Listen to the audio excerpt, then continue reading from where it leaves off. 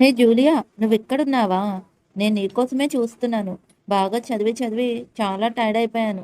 అందుకే బ్రేక్ తీసుకుందామని వచ్చాను. అవునా? అలాగా విక్కీ. Okay, okay. నేనైతే నీలాగా అస్సలు చదవలేను. నాకు చాలా కష్టమమ్మా అలా చదవాలంటే. బట్ నిన్ను చూసి ఏదో చదువుదామని ట్రై చేశాను కానీ, ఈ రోహన్ ఎక్కడ చదవనిస్తున్నాడు నన్ను? పద్దాక నాకు ఫోన్ చేస్తూనే ఉన్నాడు. అతని మీద నాకు ఏమాత్రం ఇంట్రెస్ట్ లేదని ఎక్స్‌ప్రెస్ చేసినా గానీ, అతను ఇలాగే ఫోన్ కాల్స్ చేస్తూనే ఉంటున్నాడు. ఇంక నాకు చదవడానికి అస్సలు ఇంట్రెస్ట్ రావడం లేదు. జూలియా, ఏంటి ఇంత డార్క్ లైట్‌లో చదువుకుంటున్నావు? ఐస్ బాగా స్ట్రెయిన్ అయిపోతాయి. లైట్ వేసుకొని చదువుకోరాదు. చదువా గడిదిగుడ్డ. నాకస్సలు స్టడీస్ మీద కొంచెం కూడా ఇంట్రెస్ట్ రాదు. నాకెప్పుడు టీవీ చూడ్డం, ఫోన్ చూడ్డం ఇవే బాగా ఇంట్రెస్ట్‌గా ఉంటాయి. బుక్ గనక ఓపెన్ చేశానంటే నిద్ర తన్నుకు వచ్చేస్తుందసలు. మరి ఇంత నైట్ టైమ్ ఏదో బిజీ వర్క్ ఉన్నట్టు మరేం చేస్తున్నావు సిస్టమ్‌లో? నేను సిస్టమ్‌లో మూవీస్ చూస్తున్నాను. ఈ మూవీ చూడు చాలా బాగుంది. ఎంత కామెడీగా ఉందో. అబ్బా! ఈ లైబ్రరీకైతే వచ్చాను కానీ, ఇక్కడ ఏం చదవాలో కూడా నాకేం అర్థం కావడం లేదు. అస్సలు ఇంట్రెస్ట్ రావడం లేదు. ఆ! రోహన్ కాల్ చేస్తున్నట్టున్నాడు. సరే, నాకు కూడా బోర్ కొడుతుందసలు. కాల్ చేశాడుగా, ఒకసారి మాట్లాడితే ఏం పోతుందిలే. Hi Rohan, how are you?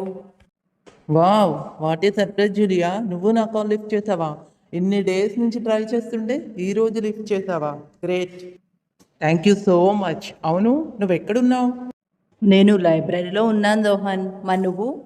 అలాగా, నేను కూడా లైబ్రరీలో బుక్ సెల్ఫ్ దగ్గర ఉన్నాను. ఇప్పుడే వస్తున్నానుండు. అమ్మో! వీడేంటి వస్తున్నాను అని అంటున్నాడు. అనవసరంగా వీడి కాల్ లిఫ్ట్ చేశాను. నాకు చదువుకోవడం ఇంట్రెస్ట్ లేకపోతే వేరే ఏదో ఒకటి చేసుకోవచ్చు కదా! ఈ ఖాళీగా ఉండడం వల్ల అనవసరంగా ఇలా చేశాను. Hi Julia. ఆ! హాయ్. నీతో ఇలా మాట్లాడడం నాకు చాలా సంతోషంగా ఉంది జూలియా. ఓహ్! నాకు కూడా రోహన్. మరి అది నాకు మా ఫ్రెండ్ కొంచెం కాల్ చేసింది ఇప్పుడే. తనకేదో నీడ్ ఉందంట. నేను వెళ్ళొస్తాను మరి. హే జూలియా, నాకు ఈ ఎక్స్‌పెరిమెంట్ సక్సెస్ అయింది. Wow! You are really great Vicky. నాకు చెప్పవా? హే జూలియా, ఈ ఎక్స్పెరిమెంట్ నాకు ఎప్పుడో సక్సెస్ అయింది. నేను చెప్తానుండు నీకు. అదేంటి? రోహన్ జూలియాతో మాట్లాడుతున్నాడు. అసలు జూలియా ఇష్టపడదు కదా తనతో మాట్లాడడానికి. మరి ఇంత చనువు తీసుకుని ఎలా మాట్లాడుతున్నాడు?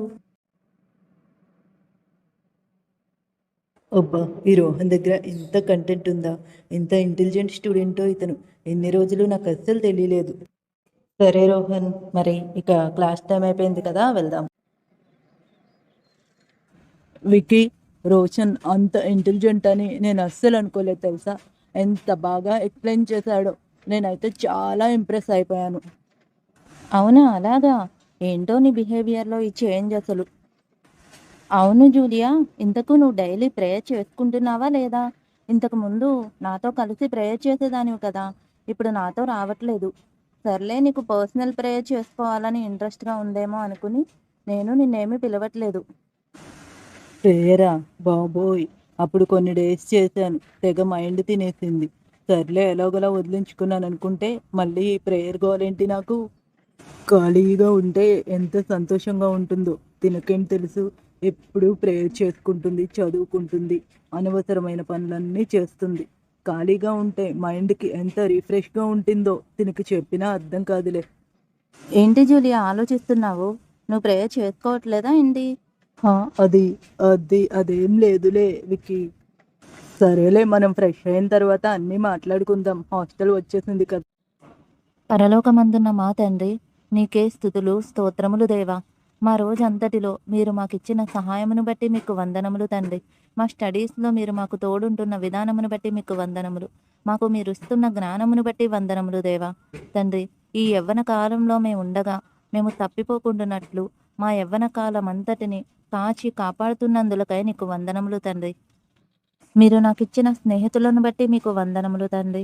మా స్నేహితులకు కూడా తగిన జ్ఞానమును దయచేయండి దేవా. వారి యవ్వన ప్రాయమును కాపాడుకొనుటలో కూడా వారికి జ్ఞానమును దయచేయండి తండ్రి.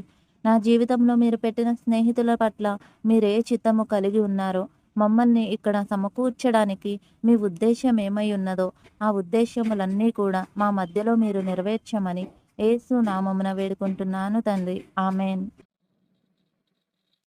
ఏ హాయ్ విక్కీ. హాయ్ జూలియా, చెప్పు ఏంటి ఇలా వచ్చావు? అది మరేం లేదు విక్కీ. ఇక్కడ మీరందరూ చదువుకుంటున్నారు కదా! నేను రోషన్ దగ్గరికి వెళ్ళి చదువుకోవాలనుకుంటున్నాను.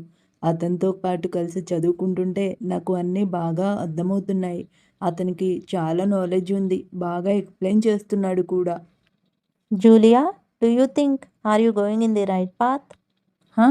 ఇందులో తప్పేముంది విక్కీ. నేను జస్ట్ చదువుకోవాలనుకుంటున్నాను అంతే కదా!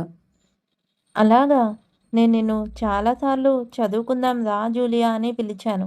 కానీ అప్పుడు నీకంత ఇంట్రెస్ట్ లేదు. నాకు వేరే యాక్టివిటీస్ మీద ఇంట్రెస్ట్ ఉంది. నేను ఇప్పుడు రాలేను అని చెప్పావు, గుర్తుందా? ఆదికాండము 6వ అధ్యాయం 5, 6 వచనాల్లో ఇలాగ ఉంటుంది కదా!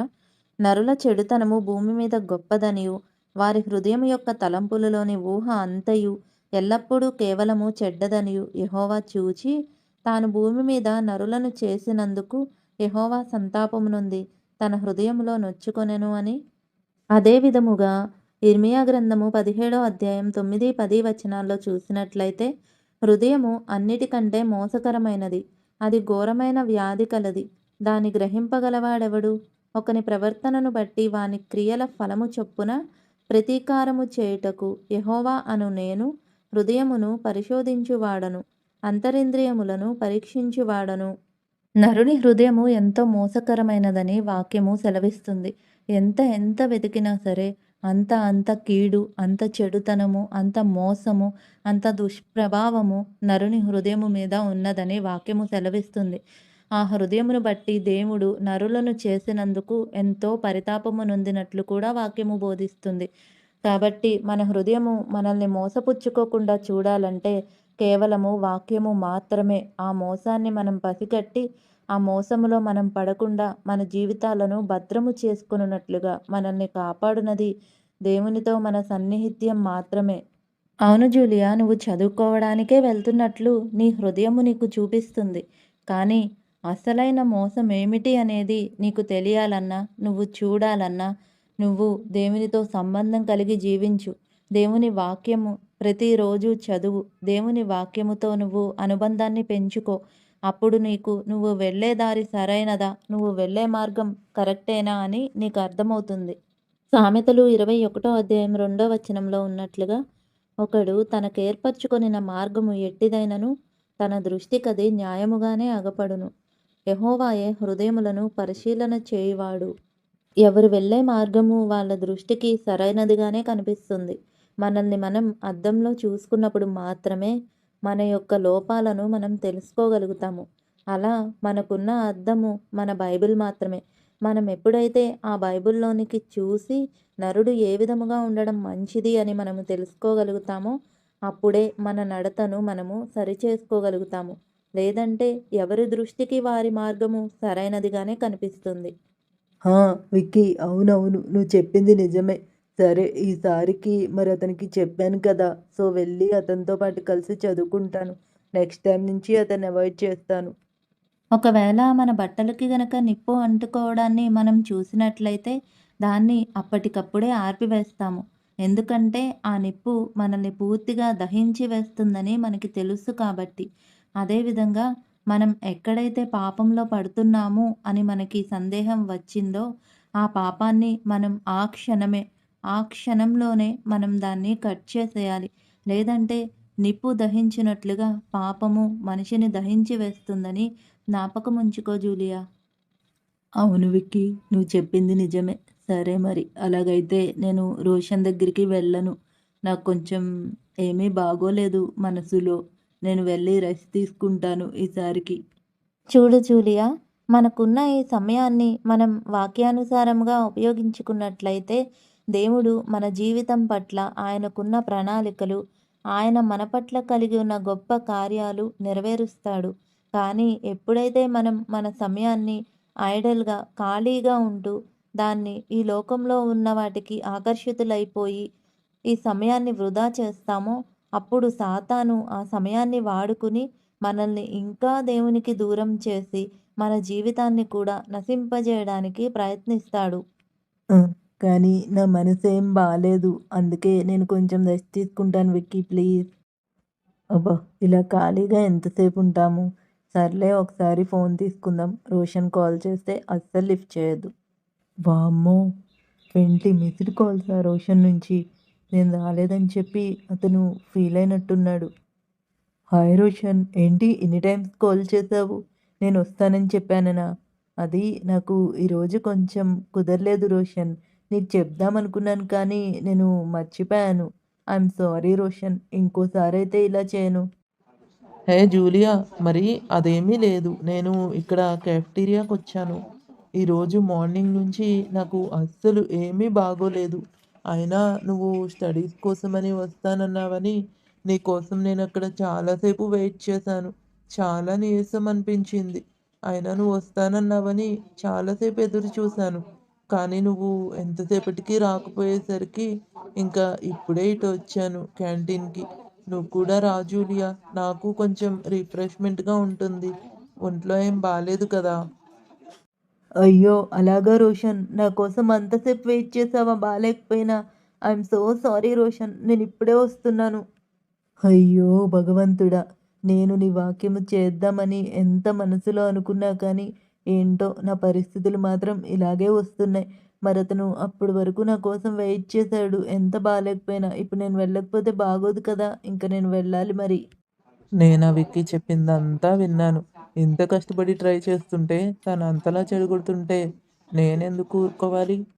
Hi Julia. హలో రోషన్. ఎలా ఉంది నీకిప్పుడు? ఫీవర్ అన్నావు. యాహ్! నిన్ను చూస్తే ఎలాంటి ఇబ్బందైనా సరే ఇట్టే మర్చిపోతాను జూలియా. జూలియా, నీకొక విషయం చెప్తాను. కానీ నువ్వది నమ్ముతావో లేదో నాకైతే తెలీదు. మీ ఫ్రెండ్ విక్కీ ఉంది కదా! తను మొన్న మీ క్లాస్‌మేట్స్‌తో అంటుంది. జూలియాకి నేనెంత చెప్తే అంత. నేనేది చెప్తే అదే చేస్తుంది తను. అదొక పెద్ద పిచ్చి మొహంది. కరెక్టా? రాంగా? అని ఏది ఆలోచించదు. ఏది చెప్తే అదే.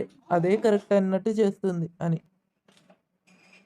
ఇంకోటేంటంటే, నువ్వు నాతో పాటు కలిసి చదివితే నీకెక్కడ మంచి మార్క్స్ వచ్చేస్తాయో అని తను ఆలోచిస్తున్నట్లు కూడా తన ఫ్రెండ్స్ చెప్పారు.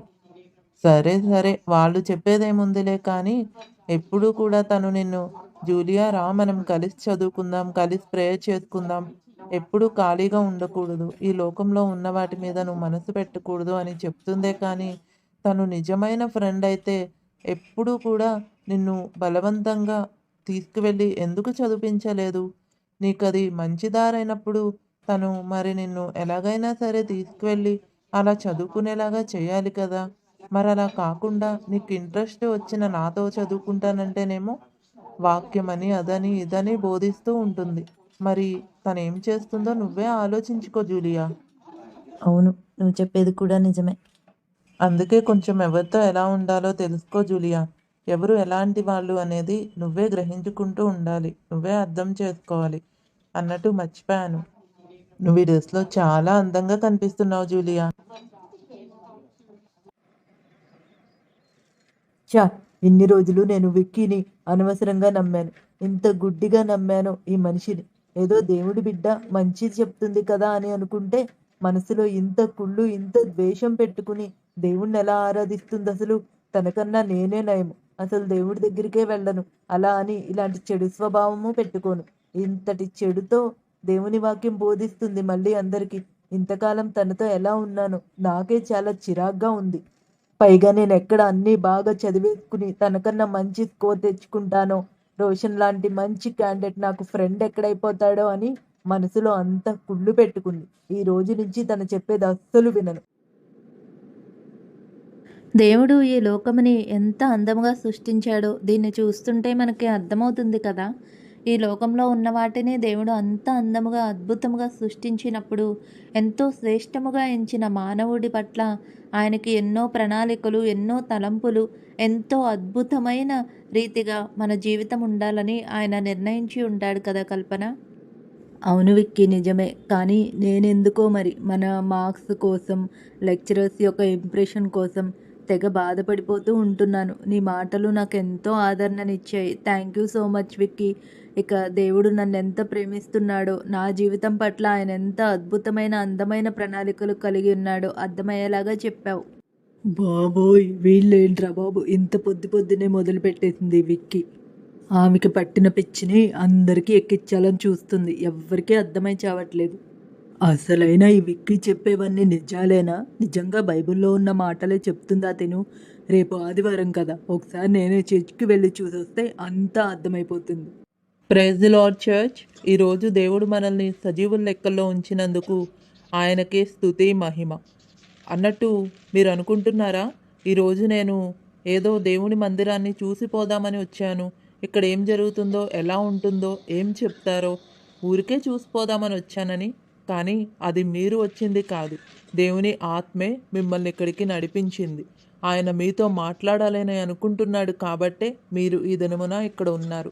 ఏది కూడా మీ జీవితంలో యాక్సిడెంటల్గా ఏదో ఫేట్ వల్ల జరిగిపోతుందని అస్సలు అనుకోవద్దు. ప్రతిదీ కూడా దేవుని చిత్త ప్రకారమే, దేవుని ఆత్మ నడిపింపు ప్రకారమే జరుగుతుందని గుర్తుంచుకోండి. మరి ఈరోజు దేవుడు మనతో మాట్లాడనయ్యున్న ఆ వాక్యంలోనికి వెళితే, రోమీలకు రాసిన పత్రిక 8వ అధ్యాయం 5వ వచనం నుంచి 7వ వచనం వరకు మనం చూద్దాము. శరీరానుసారులు శరీర విషయముల మీద మనస్సునుంతురు, ఆత్మానుసారులు ఆత్మ విషయముల మీద మనస్సునుంతురు. శరీరానుసారమైన మనస్సు మరణము, ఆత్మానుసారమైన మనస్సు జీవమును సమాధానమునై ఉన్నది. ఏలయనగా శరీరానుసారమైన మనస్సు దేవునికి విరోధి అయి ఉన్నది. అది దేవుని ధర్మశాస్త్రమునకు లోబడదు, ఏమాత్రమును లోబడనేరదు. ఈ వాక్య సారాంశం ఏమిటంటే, ఎప్పుడైతే మనం లోకంలో ఉన్న వాటిని ఎక్కువగా ప్రేమిస్తూ ఉంటామో, లోకంలో ఉన్న ఆకర్షణలకు, లోకంలో ఉన్న వస్తువులకు ఎప్పుడైతే ఎక్కువ ఆధిక్యతనిస్తూ ఉంటామో, అప్పుడు మనల్ని దేవుడు శరీరానుసారులుగా పిలుస్తున్నాడు. శరీరానుసారులు ఆత్మ విషయముల మీద మనస్సుని ఉంచడం చాలా కష్టమని వాక్యము చెబుతుంది. ఎలాగో ఒక మనిషి ఆత్మానుసారిగా జీవించనప్పుడు నిత్య నరకాగ్ని నుండి తప్పింపబడగలడు? ఎలాగో ఒక మనిషి తన క్రియల్లో దేవుని యొక్క స్వరూపంను తెచ్చుకోలేనప్పుడు ఆ యొక్క ప్రమాదకరమైన నరకాగ్ని నుండి, నిత్యమైన నరకాగ్ని నుండి తప్పించుకోగలడు అని వాక్యము సెలవిస్తుంది. ఈ లోకంలో ఉన్న వస్తువులైనా, బంధాలైనా, బంధుత్వాలైనా ఏవైనా కానీ అవి మనం ఈ లోకంలో బ్రతికి ఉన్నంత వరకే మనతో ఉండేవి. మనం ఈ లోకాన్ని విడిచి వెళ్ళినప్పుడు మన శరీరమును కూడా మనం తీసుకువెళ్ళలేము. కేవలం ఆత్మ మాత్రమే పైకి వెళ్తుంది. ఆ వెళ్ళిన ఆత్మ పరలోక రాజ్యంను చేరుకోవాలంటే శరీరానుసారమైన క్రియలను మనం విసర్జించాలి. అవి విసర్జించలేనప్పుడు మన ఆత్మ మనం ఎవరి చేతుల్లో పెడుతున్నామో మనమే గ్రహించుకోవాలి. దేవుడైతే 2 మార్గాలు మన ముందు తెరిచి ఉంచాడు. జీవమా, మరణమా? జీవము కావాలా, జీవ మార్గము, మరణము కావాలా, మరణకరమైన మార్గమును ఎన్నుకోమని. మీరు ఏది ఎన్నుకుంటారో మీరే ఆలోచించుకోండి. ఈరోజు దేవుడు మనకిచ్చిన ఈ వాక్యమును బట్టి దేవునికే స్తుతి, ఘనత, మహిమ చెల్లునుగాక. ఆమెన్. వామ్మో! ఇక్కడ ఈ వాక్యం ఏంటి? విక్కీ చెప్పేదానికన్నా మరింత ఘోరంగా ఉంది. బాబోయ్! ఇక్కడ అస్సలు ఉండలేం. ఇక నుంచి ఇక్కడికి నేను అస్సలు రాలేను. వీళ్ళంతా బాగా మరీ దడిపించేస్తున్నారు అసలు. అబ్బా! సైలెంట్‌గా వచ్చి వెళ్ళిపోదామంటే ఈ విక్కీ కంటపడ్డానేంట్రా బాబు! హే జూలియా, హాయ్. ఏంటి నువ్వు చర్చ్‌కొచ్చావా? నువ్వు వస్తున్నట్టు నాకు ఒక మాట కూడా చెప్పలేదు. విక్కీ, అది నేను వాంటెడ్‌గా ఏం రాలేదు. ఇటువైపు వెళ్తూ ఉంటే ఏదో ఇక్కడ చర్చ్‌లా కనిపించిందని జస్ట్ ఊరికే చూద్దామని వచ్చానంతే. ఓకే. ఎలాగైతేనేం నువ్వు చర్చ్‌కొచ్చావు కదా! నాకు చాలా సంతోషం. పైగా ఈరోజు పాస్టర్ గారు కూడా చెప్పారు కదా! ఎవ్వరూ ఇక్కడ యాక్సిడెంటల్‌గా లేరు, దేవుడు పిలిస్తేనే వచ్చారు అని. ఆ! అవును. అవును విక్కీ. అన్నట్టు ఈరోజు వాక్యం అది నాకు కొంచెం చెప్తావా? దీనికి ఈ బైబిల్, ఈ మాటలన్నీ ఒక పిచ్చి. ఇవన్నీ ఎత్తితే తప్ప ఇది నా గురించి నెగెటివ్ కామెంట్స్ చేయడం ఆపుతుంది. అది అర్థం చేసుకోవడం చాలా సులువు జూలియా. మరేమీ లేదు. ఈ లోకంలో ఉన్న వాటిని మించి దేవుణ్ణి మనం ఎప్పుడైతే ప్రేమించగలుగుతామో అప్పుడు మనం ఆత్మానుసారులుగా మార్చబడతాము. ఆత్మానుసారులుగా మార్చబడిన మనము దేవుని రాజ్యాన్ని స్వతంత్రించుకోగలుగుతామని వాక్యము చెబుతుంది. అలాగా? మరి అలాగైతే శరీరానుసారులు అంటే ఎవరు? ఆత్మానుసారులు అంటే ఎవరు? గలతీయులకు రాసిన పత్రిక 5వ అధ్యాయం 19వ వచనం నుండి 22వ వచనంలో ఇలా ఉంటుంది. శరీర కార్యములు స్పష్టమై ఉన్నవి. అవేవనగా జారత్వము, అపవిత్రత, కాముకత్వము, విగ్రహారాధన, అభిచారము, ద్వేషములు, కలహము, మత్సరములు, క్రోధములు, కక్షలు, భేదములు, విమతములు, అసూయలు, మత్తతులు, అల్లరితో కూడిన ఆటపాటలు మొదలైనవి. వీటిని గూర్చి నేను మునుపు చెప్పిన ప్రకారము ఇట్టి వాటిని చేయువాడు దేవుని రాజ్యమును స్వతంత్రించుకొనరని మీతో స్పష్టముగా చెప్పుచున్నాను. అయితే ఆత్మఫలమేమనగా ప్రేమ, సంతోషము, సమాధానము, దీర్ఘశాంతము, దయాలత్వము, మంచితనము, విశ్వాసము, సాత్వికము, ఆశానిగ్రహము. గలతీయులకు రాసిన పత్రిక 5వ అధ్యాయం 16వ వచనం నుంచి 18వ వచనం వరకు పౌలు భక్తుడు ఈ విధంగా రాశాడు. నేను చెప్పున్నదేమనగా ఆత్మానుసారముగా నడుచుకొనుడి, అప్పుడు మీరు శరీరేచ్ఛను నెరవేర్చరు. శరీరము ఆత్మకును, ఆత్మ శరీరమునకును విరోధముగా ఆపేక్షించును. ఇవి ఒకదానినొకటి వ్యతిరేకముగా ఉన్నవి గనుక మీరేవి చేయ నిశ్చయింతురో వాటిని చేయకుందురు. మీరు ఆత్మచేత నడిపింపబడిన ఎడల ధర్మశాస్త్రమునకు లోనైన వారు కారు. ఈ వాక్యం మనకి ఏమి చెబుతుందంటే, మన మనసు దేన్నైతే చేయమని మనకి చెబుతుందో, ఎప్పుడైతే మనం దానికి వ్యతిరేకంగా చేస్తున్నామో అప్పుడు మనం ఆత్మానుసారులుగా ఆత్మ ఫలములను ఫలించిన వారముగా ఉంటామని. మన మనసు ఎంతో మోసకరమైనది కాబట్టి అది ఎప్పుడూ కూడా దేవునికి వ్యతిరేకమైన క్రియలు మనలో నింపుతూ, ఆ క్రియలు మనము చేసేలాగా మనల్ని ప్రోత్సహిస్తూ ప్రేరేపిస్తూ ఉంటుంది. ఎప్పుడైతే వాటన్నిటిని విసర్జించి, ఎప్పుడైతే శరీర క్రియలను మనం విసర్జించి దేవుని యొక్క వాక్యముతో మనల్ని మనం సరిచేసుకుంటూ ఈ శరీరానుసారమైన వాటన్నిటిని, లోక ఆకర్షణలన్నిటినీ విడిచిపెట్టగలుగుతామో అప్పుడు మనం విజయం పొందుకున్న వారముగా ఉంటాము. ఈ వాక్యములో మన శరీరము ఆత్మకు విరోధముగా, మన ఆత్మ శరీరమునకు విరోధముగా ఉంటుందని సెలవిస్తుంది. కాబట్టి ఈ లోక ఆకర్షణలు, ఈ అట్రాక్షన్స్ అన్నిటినీ కూడా మన శరీరము మనల్ని ప్రేరేపిస్తున్నప్పుడు వీటన్నిటికీ విరోధముగా మనం ఎప్పుడైతే దేవుని వాక్య ఖడ్గాన్ని చేతపట్టి ముందుకు వెళ్తామో అప్పుడు మనం ధర్మశాస్త్రమునకు లోనైన వారము కాము, శాపగ్రస్తులము కాము. యేసు రక్తములో కడగబడి పాప క్షమాపణకు పాత్రులమై మనం ఆయన నిత్య రాజ్యంలో చేరవలసిన వారముగా ఉంటాము. అవును విక్కీ, నువ్వు చెప్పింది నిజమే. ఈ మాటలన్నీ విన్నాక నాకంటూ ఒక క్లారిటీ వచ్చింది. ఈ ద్వేషము, అసూయ, ఈ లోక ఆకర్షణలు, ఈ గొడవలు పెట్టుకునే ఆత్మ, ఇవన్నీ కూడా దేవునికి వ్యతిరేకమైన క్రియలు. అవి మనలో ఎప్పుడైతే ఉంటాయో అప్పుడు మనం శరీరానుసారులమని నాకు అర్థమైంది. దేవునికే మహిమ. ఓకే జూలియా, మరి నేను ఇక బయలుదేరుతాను. నాకు కొన్ని వర్క్స్ ఉన్నాయి ఇక్కడ, అవి చేసుకుని నేను హాస్టల్కి వచ్చేస్తాను. బాయ్. అవును, విక్కీ చెప్పేది వింటుంటే తన మాటలన్నీ నిజమే. బైబిల్లో ఉన్నవే తను బోధిస్తుంది. అంటే దేవుడు ఈ విధంగానే చెప్తున్నాడు అనమాట అన్నీ. నేనే సరైన మార్గంలో వెళ్ళడం లేదని నాకు అర్థమవుతుంది. అబ్బా, ఇక హాస్టల్కి వచ్చేసాను కదా, ఫేస్ వాష్ చేసుకుని రెస్ట్ తీసుకోవాలి. అబ్బా, విక్కీ చెప్పిందంతా వింటే అదంతా కరెక్టే. నేను కూడా అలా ఉంటే ఎంత బాగుండు అనిపిస్తుంది. కానీ మరి రోషన్ చెప్పిన మాట ఏంటి? అయినా ఒకవేళ విక్కీ చెప్పేవన్నీ నిజాలే అయినా ఇవన్నీ చేయడం మనకెక్కడ కుదురుతుంది? మనమున్న ఏజ్ ఏంటి, మనకుండే ఎమోషన్స్, ఫీలింగ్స్ ఇవన్నీ ఎలా ఉంటాయి అసలు? అయినా నాకు తెలిసి రోషన్కి నేనంటే చాలా ఇష్టం. అందుకే అతను అలా చెప్పి ఉంటాడు. నేను అతనికి కనెక్ట్ అవ్వాలని అతను బాగా ఆలోచిస్తున్నాడు. నేనంటే అంత ప్రేమించే వ్యక్తిని నేనెందుకు వదులుకుంటాను ఇదేదో చిన్న పొరపాటు వల్ల? అబ్బా అవును, కానీ ఈ విక్కీ చేసినట్టు చేయడం నాకెక్కడ కుదురుతుంది? నాకంటే ఎక్కువ ఖాళీ టైం వస్తుంది. తను ఎప్పుడు బిజీగానే ఉంటుంది. సువార్త చెప్పడమని, దేవుని పని అని, ఎప్పుడు చదువుకోవడమని, అందరిని ఎంకరేజ్ చేయడం, ఇలా ఏదో ఒక నాన్సెన్స్ వర్క్ చేస్తూనే ఉంటుంది. తనలాగా నేనెక్కడ ఉండగలను? నాకెప్పుడు ఫ్రీగా ఖాళీగా ఉండడమే ఇష్టం కదా. మరి రోషన్తో ఉంటే నా వర్క్ అంతా చాలా బిజీగా ఉంటుంది. అదే నాకు నచ్చుతుంది. అవును అవును, నువ్వు ఖాళీగా ఉండడమే నాకు ఇష్టం. అస్సలు నీకు నేనేమి చెప్పకపోయినా నా అనుసరిగా మారిపోయావు. ఆహా, బలా మంచి దాసురలా. ఎవరై ఉంటారో కాల్ చేసింది. నిద్ర అంతా డిస్టర్బ్ అయిపోయింది. హే జూలియా, రెడీ అయి ఉన్నావా? ఈరోజు మనం అక్కడికి వెళ్దాం అనుకున్నాం, మర్చిపోయావా? ఆల్రెడీ ఎప్పుడో రెడీ అయిపోయింది రోషన్. నీకోసమే వెయిట్ చేస్తున్నాను.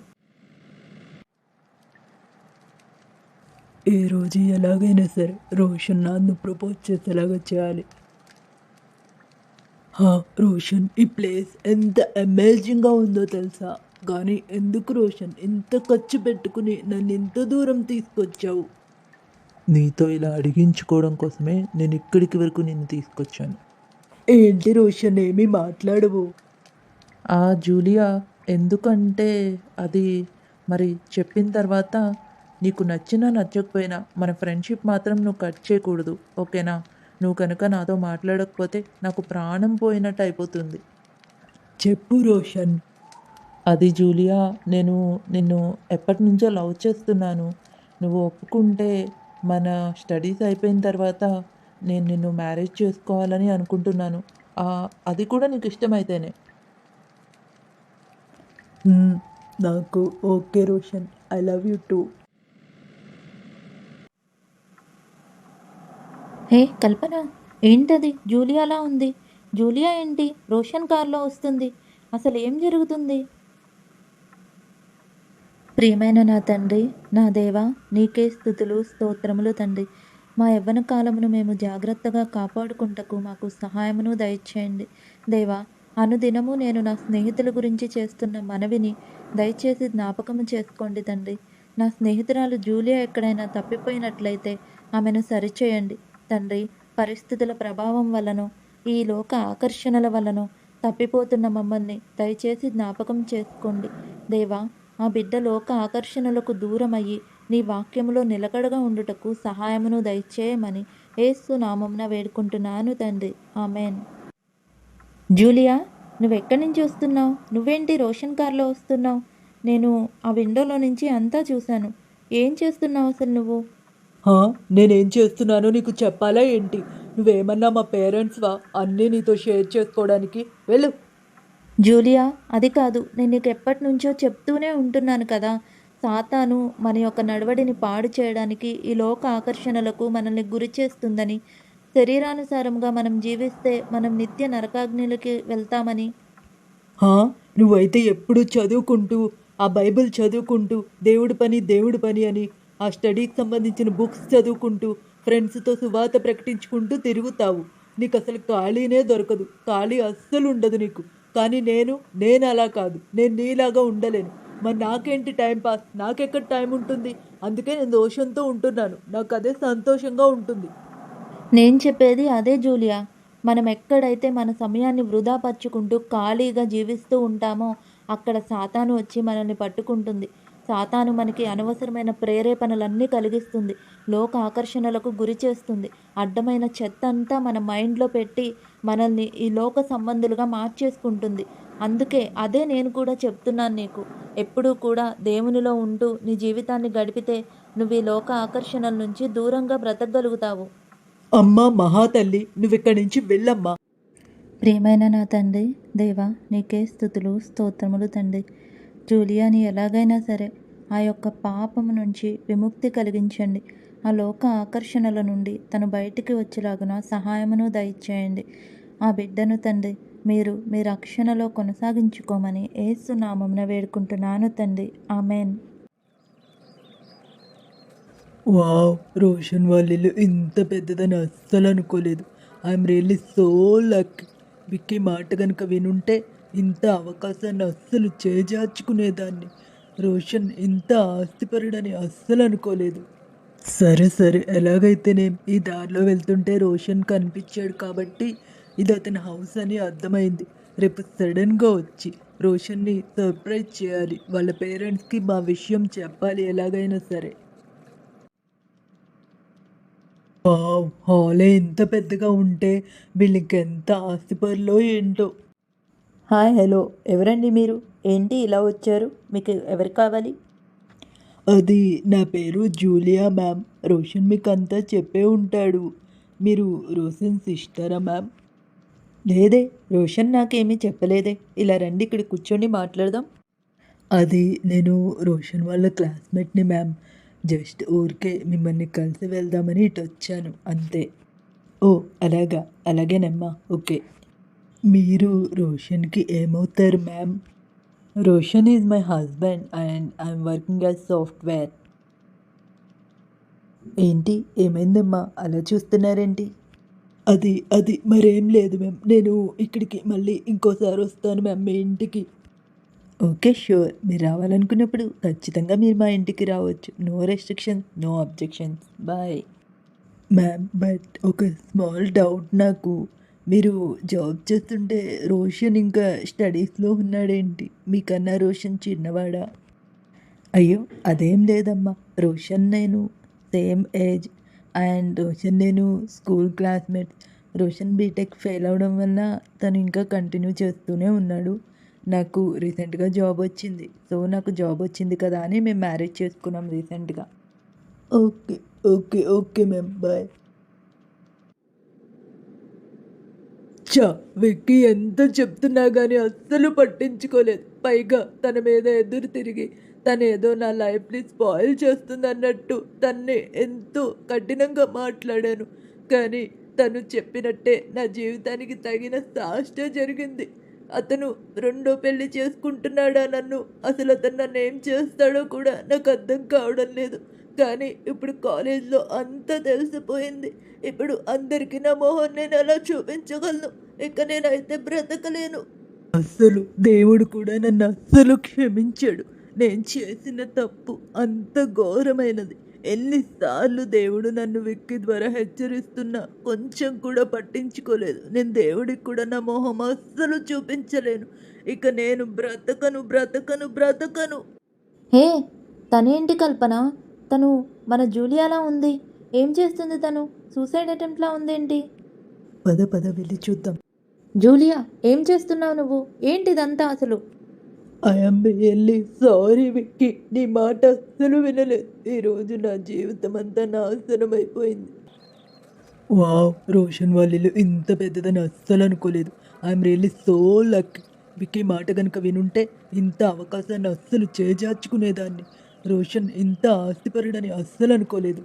సరే ఎలాగైతేనేం ఈ దారిలో వెళ్తుంటే రోషన్ కనిపించాడు కాబట్టి ఇది అతని హౌస్ అని అర్థమైంది. రేపు సడన్గా వచ్చి రోషన్ని సర్ప్రైజ్ చేయాలి. వాళ్ళ పేరెంట్స్కి మా విషయం చెప్పాలి ఎలాగైనా సరే. వావ్! హాలే ఇంత పెద్దగా ఉంటే వీళ్ళకెంత ఆస్తిపరులో ఏంటో. హాయ్ హలో ఎవరండి మీరు? ఏంటి ఇలా వచ్చారు? మీకు ఎవరు కావాలి? అది నా పేరు జూలియా మ్యామ్. రోషన్ మీకంతా చెప్పే ఉంటాడు. మీరు రోషన్ సిస్టరా మ్యామ్? లేదే, రోషన్ నాకేమీ చెప్పలేదే. ఇలా రండి ఇక్కడ కూర్చొని మాట్లాడదాం. అది నేను రోషన్ వాళ్ళ క్లాస్మేట్ని మ్యామ్. జస్ట్ ఊరికే మిమ్మల్ని కలిసి వెళ్దామని ఇటు వచ్చాను అంతే. ఓ అలాగా, అలాగేనమ్మా, ఓకే. మీరు రోషన్కి ఏమవుతారు ma'am? Roshan is my husband and I'm working as software. ఏంటి ఏమైందమ్మా అలా చూస్తున్నారేంటి? అది మరేం లేదు మ్యామ్. నేను ఇక్కడికి మళ్ళీ ఇంకోసారి వస్తాను మ్యామ్ మీ ఇంటికి. Okay sure. మీరు రావాలనుకున్నప్పుడు ఖచ్చితంగా మీరు మా ఇంటికి రావచ్చు. No restrictions, no objections. Bye. Ma'am but ఒక స్మాల్ డౌట్ నాకు. మీరు జాబ్ చేస్తుంటే రోషన్ ఇంకా స్టడీస్లో ఉన్నాడేంటి? మీకన్నా రోషన్ చిన్నవాడా? అయ్యో అదేం లేదమ్మా. రోషన్ నేను సేమ్ ఏజ్ అండ్ రోషన్ నేను school classmates. Roshan BTech fail అవ్వడం వల్ల తను ఇంకా కంటిన్యూ చేస్తూనే ఉన్నాడు. నాకు రీసెంట్గా జాబ్ వచ్చింది. సో నాకు జాబ్ వచ్చింది కదా అని మేము మ్యారేజ్ చేసుకున్నాం రీసెంట్గా. Okay ma'am bye. చూడు జూలియా, మనం ఎంత పెద్ద తప్పు చేసినా దేవుడు మనల్ని క్షమించే దేవుడై ఉన్నాడు. దేవుడు ఈ లోకంని ఎంతో ప్రేమించి మనందరి కోసం ఆయన సిలువలో వేలాడి మన శిక్షనంతా ఆయనే భరించాడు. కాబట్టి మనం చేసే ఏ తప్పు కూడా దేవుని పరలోక రాజ్యం నుండి మనల్ని వేరు చేయలేదు. మనం ఆయన్ని మనస్ఫూర్తిగా క్షమాపణ వేడుకున్నప్పుడు నువ్వు ఇక నుండి దేవుని రాజ్యంలో ఉండడానికి ప్రయాసపడు జూలియా. ఖాళీగా ఉంటే ఇదిగో సాతాను ఈ విధంగానే మనల్ని మోసపరుస్తుంది, భ్రమపరుస్తుంది, మన జీవితాన్ని నాశనం చేయడానికి ప్రయత్నిస్తుంది. ఇక నుంచైనా నువ్వు ఇవన్నిటిని గ్రహించుకుని దేవుని రాజ్యము కోసం ప్రయాసపడు. దేవుడు నీకు కావాల్సిన ప్రతి విధమైన కోరికను తీరుస్తాడు. కీర్తనలు 37:4లో యెహోవాను బట్టి సంతోషించండి, ఆయన మీ హృదయవాంఛలను తీర్చును అని వాక్యము సెలవిస్తుంది. కాబట్టి నువ్వు యెహోవాలో ఆనందాన్ని పొందు. దేవుని పనుల పట్ల ఆసక్తి కలిగి నిరంతరము ఆయన కొరకు నువ్వు ప్రయాసపడినప్పుడు ఆయన నీకు కావలసిన సమస్తమును సమకూర్చి మేలు కొరకు జరిగిస్తాడు. ఆమెన్. Thank you Vicky. నేను నిన్నెంతో కఠినంగా మాట్లాడినప్పటికి కూడా నువ్వవేమీ మనస్సులో పెట్టుకోకుండా ఈరోజు నా జీవితాన్ని ఎంతో ఆదరించే మాటలు మాట్లాడి నాకెంతో ధైర్యాన్ని ఇస్తున్నావు. ఆ దేవుని ప్రేమ నేను నీలో కూడా చూడగలుగుతున్నాను. Thank you so much Vicky. Hey Julia, నువ్వు ఇక్కడున్నావా? నేను నీకోసమే సెర్చ్ చేస్తున్నాను.